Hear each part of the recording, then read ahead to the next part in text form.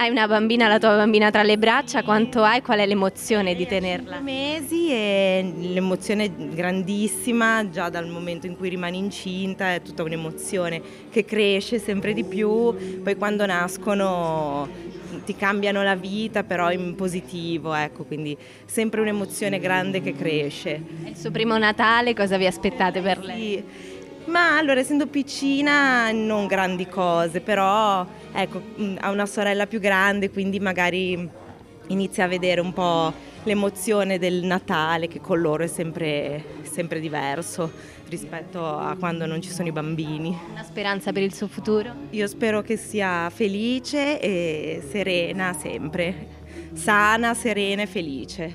Grande elfo di Babbo Natale. Sono proprio io, sono Gedeone, E in mezzo a tanti bambini, cos'è che fa?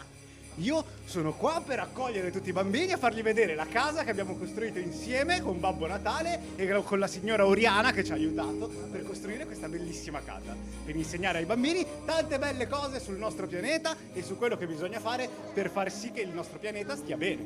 E poi ci sono i messaggi. Gedeone quest'anno è sapientone e vuole insegnare qualcosa a questi bambini che verranno numerosissimi con le scuole, ho saputo. Quindi da guardare soprattutto a parte i particolari, le cose, ma i messaggi vengono mandati.